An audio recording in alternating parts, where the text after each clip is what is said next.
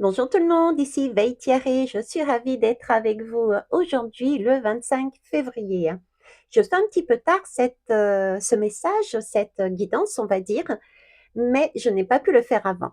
Comme d'habitude, prenez du recul par rapport à ce que vous entendez et ce que vous allez voir. Et si une simple journée pouvait changer ta vision de la vie? Le 28, les planètes s'alignent. Mais la vraie question, c'est comment peux-tu t'aligner toi aussi? Je vais utiliser des lames, mais je vais utiliser aussi ce qui est déjà noté dans les différents posts que je vous ai mis depuis plusieurs jours. Et on va aller voir aussi des explications. C'est parti? Ok. Déjà, cette nouvelle lune du 28 février, il y a donc un alignement des planètes. Et c'est là qu'on va toucher un concept qui, pour moi, est un concept clé. C'est d'un côté, nous avons la dualité et d'un côté, nous avons la réalité, j'ai envie de dire cosmique, puisqu'on est bien dans des planètes et dans des astres. Les planètes sont chacune à des distances mais énormes. Et de l'autre côté, il y a notre perception terrestre. Et du coup, ces planètes, effectivement, nous semblent alignées. Eh bien, dans notre vie, c'est pareil. On croit parfois être bloqué, alors qu'en réalité, tout est une question, pardon, de perspective et de choix. Ok. Donc, j'ai envie de faire le lien avec la dualité et le dualisme. Je ne sais pas si vous savez la différence, on va dire. La dualité, c'est un peu comme cet alignement des planètes. Il y a certaines choses qui semblent opposées, mais qui coexistent en équilibre. Par exemple, le jour et la nuit, la force et la douceur, la lumière et l'ombre. Ce n'est pas l'un ou l'autre, mais l'un avec l'autre. Et c'est important. Ensuite, le dualisme. Ce serait dire que ces choses sont totalement séparées, sans lien possible, comme si l'une devait exclure l'autre. Par exemple, voir le bien et le mal comme deux camps ennemis, au lieu de comprendre qu'ils sont liés et que l'un définit l'autre. Donc, cet alignement nous montre déjà que la réalité dépend de la perspective. De loin, tout semble aligné et simple. De près, tout est plus complexe et interconnecté. Accepter la dualité, c'est donc comprendre que tout dans la vie est une question d'équilibre et de perception. Voilà, ça c'est déjà dit. Cet alignement se fait aussi sur une nouvelle lune. Donc, l'alignement des 7 planètes plus la nouvelle lune, c'est vraiment une opportunité rare pour un renouveau personnel. C'est un moment où l'énergie cosmique est forte et totalement idéal pour poser de nouvelles intentions et de se libérer de ce qui nous freine. Ce n'est pas de la magie peut-être pour certains et c'est pour certaines, pour moi ça l'est, mais en tout cas c'est au moins un prétexte puissant pour faire une pause et réfléchir à ce qu'on veut vraiment dans notre vie, dans nos vies et dans notre monde. Ce qui est intéressant, c'est que pas seulement cette journée-là, pour moi, les énergies ont déjà commencé auparavant et vont continuer, je dirais même jusqu'à fin mars. En tout cas, c'est mon ressenti, je ne sais pas si c'est réellement ça, je ne suis pas astrologue. Mais euh, ce jour-là, on peut poser, cette période-là, on peut poser des intentions puissantes et vraiment se libérer de ce qui freine notre épanouissement et embrasser une nouvelle dynamique. Chacun peut ressortir avec une vision plus claire, une énergie qui est renouvelée et un sentiment vraiment de connexion profonde déjà avec soi-même, de soi-même avec l'univers aussi et de soi-même avec les autres. Donc je vous repose la question, le 28, les planètes s'alignent. Ok, ça fait, ça me fait une belle jambe. Mais la vraie question, comme je disais, c'est comment peux-tu t'aligner toi aussi là-dessus? Je vais vous amener deux, trois pistes de réflexion, d'activité, d'atelier, mettez le mot que vous voulez. Et puis ensuite, on va passer aussi à quelques lames. Ok, la première piste que j'ai envie de vous donner, c'est, il faut savoir que Neptune et Vénus sont inclus dans cet alignement. Donc, ce sont des planètes, c'est la planète de l'amour, de l'intuition, donc ça favorise cette intuition et la reconnexion à soi, mais aussi aux autres. Donc, ce que je vous proposerais, pour ceux qui le veulent, c'est de pratiquer une méditation sur votre chemin intérieur, sur votre enfant intérieur, qui vous permettent d'ouvrir votre horizon, de mieux vous connaître. Ensuite, moi, j'utilise les oracles et les tarots, mais j'utilise également tout support pour, comment vous dire, pour exacerber, pour être à l'aise au niveau de mon intuition. Donc, posez une question clé, claire, sur votre évolution. D'accord? Donc ça peut être aussi intéressant. Se connecter aussi à la nature, hein. Je marche énormément pieds nus, j'observe le ciel, je respire profondément, je me connecte aux plantes. Ça peut peut-être paraître très anodin ou pas, mais en tout cas, ces 3 pratiques font partie de mon quotidien et je ressens les bienfaits. Si vous avez des questions, si vous avez des besoins là-dessus, sachez, je vous mettrai dans l'un des, je sais pas, du coin de la guidance, je vous mettrai le lien. Je propose 2 ateliers sur vos vers qui peuvent vous aider à vous aligner et à utiliser ces énergies cosmiques pour aller justement sur votre propre alignement. Et pour ceux qui ne peuvent pas se déplacer sur vos vers pour ces 2 ateliers, eh ben, écoutez, vous me contactez tout simplement. On a d'autres façons aussi de travailler ensemble. N'hésitez pas à me contacter. Voilà. Allez, je reviens à mes moutons, on va dire. Alors, qu'est-ce qu'il y a d'autre que j'ai envie de vous proposer? C'est de rituels de renouveau et de manifestation. Parce que cette nouvelle lune marque un nouveau cycle. Et cet alignement planétaire intensifie cette énergie de renouveau. Donc, il y a différentes techniques. Certains peuvent l'écrire. C'est écrire une lettre d'intention avec des objectifs clairs pour les prochains mois. Notez ce que vous voulez laisser derrière vous et visualisez en fermant vos yeux, en ressentant déjà en vous cette joie de les accomplir. Je pourrais vous dire tout ça, oui, effectivement. Moi, j'aimerais surtout vous demander de, de- d'essayer de percevoir comment je vais faire. Allez, je vais imager comme j'ai l'habitude d'imaginer. Je vous dis souvent que notre corps est notre voiture, d'accord? Et dans notre voiture, on roule sur notre chemin de vie, donc sur la route, et on a des parties, on est en pleine nuit, donc il fait sombre, et on a nos phares qui sont allumés. On a donc besoin, comme je vous dis, pour ceux les plus anciens qui me connaissent, on a besoin de ces phares pour voir les ravins qui sont de chaque côté. Si on n'a que des phares et on n'a pas l'ombre, on risque de chuter dans ces ravins, de sortir de notre chemin de route.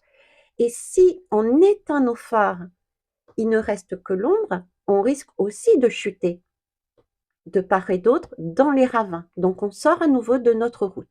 Donc c'est pour ça qu'il est intéressant d'avoir cette dualité. D'accord? Le yin et le yang, c'est pareil, on est complémentaires. On se soutient l'un et l'autre, quelque part. Là-dessus, vous êtes dans votre voiture, concrètement, ou mettez-vous sur un vélo ou je ne sais pas sur quelle, une moto aussi. Quand vous conduisez, est-ce que vous regardez vos pieds? Non. À la limite, même quand vous marchez. Quand vous marchez, est-ce que vous regardez vos pieds? Non.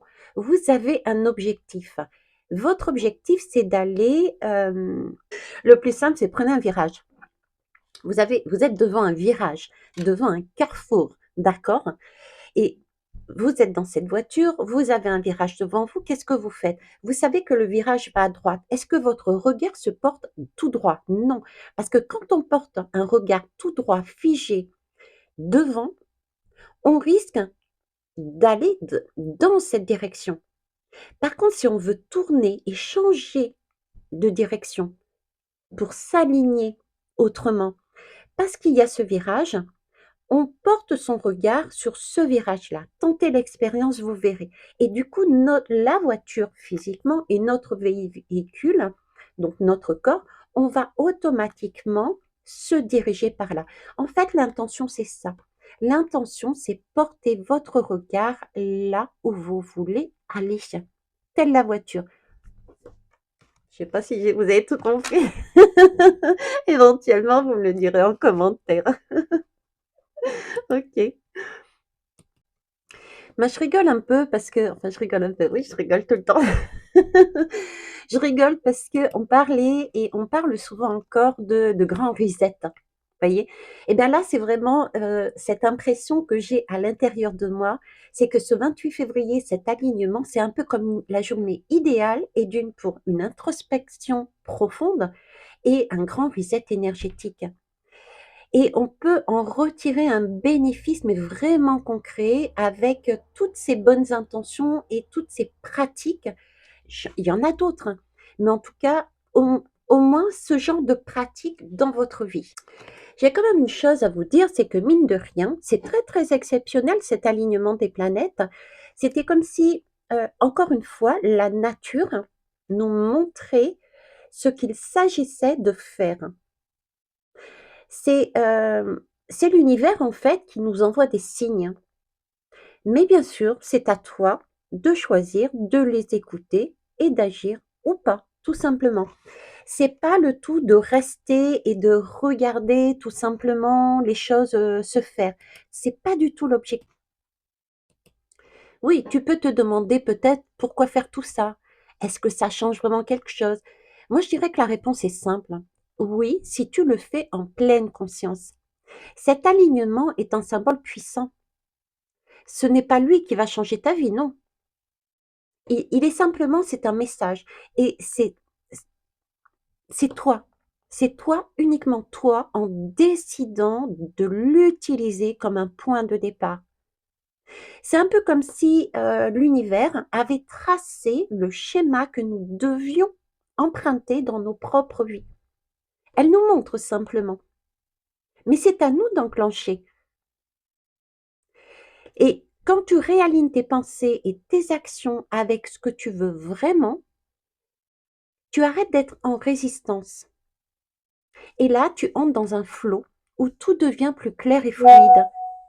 Ouais, c'est validé en plus. Ok. Et c'est amusant parce que ça a été validé par un message de mon groupe chamanique, les Phénix. Donc, on parle bien ici de renaissance. Et on a travaillé avec les bols tibétains, on a fait des soins avec les bols tibétains et les 7 métaux qui composent les bols tibétains. Donc, on parle bien encore de 7 métaux. Là, il y a 7 planètes. Donc, vous voyez, c'est vraiment tout ça, ce sont vraiment des synchronicités, des messages. Et, et c'est important de suivre ce flot. Ça va être tellement plus simple, plus clair et plus fluide. Mais il faut y aller. Alors, une autre chose que je voulais vous dire, c'est qu'en le faisant, tous en même temps, avec d'autres personnes qui ont cette même intention de changer, de se purifier, d'avancer, de s'aligner, on amplifie l'énergie de transformation, la sienne, mais également celle du monde. Et ça, c'est super intéressant. C'est vraiment faire un saut quantique et rentrer dans ce fameux nouveau monde. Donc, c'est un pas de plus. Et c'est waouh! Ok. Là, je vais vous présenter les lives pour compléter ce tirage, tout simplement.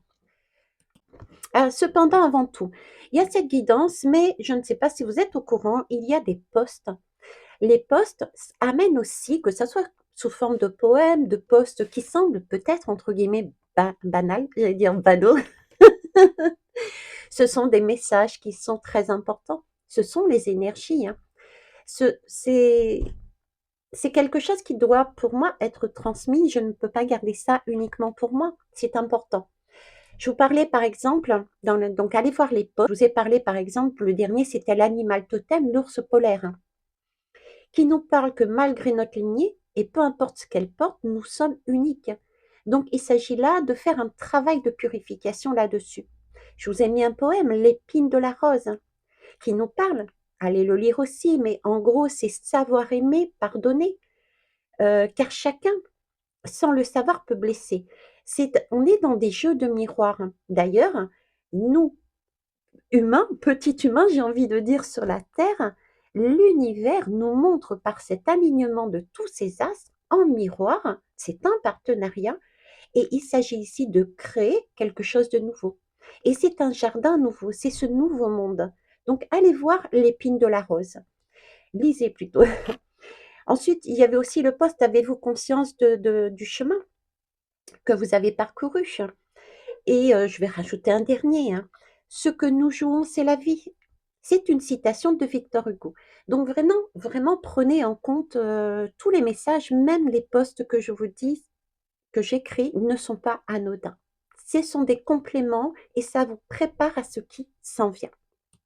Ok, alors j'ai eu une, deux, trois, trois cartes. Trois cartes pour le premier jeu. Je ne sais plus c'est lequel. J'ai plus les paquets avec moi là. Je suis désolée, mais j'étais en vadrouille. Donc je fais comme je peux. Et en tout cas, c'est toujours avec cœur. Donc j'ai eu la lame de l'armoise. L'armoise, c'est une plante qui est utilisée pour certains, souvent des chamans d'ailleurs, mais pas les miens. Nous, on n'utilise pas de plantes, on n'a pas besoin de ça pour purifier, pour apaiser l'esprit et aussi aider, ils s'en servent aussi pour aider à avoir des rêves prophétiques. Donc, déjà, le message que j'ai là, c'est avec cette lame, c'est apaisez-vous, écoutez-vous et faites-vous confiance. Après, j'ai eu le coffre. Là, on vous demande de regarder et de chercher au plus profond de vous-même vos richesses et vos savoir-faire. D'où ce poste de la lignée, par exemple.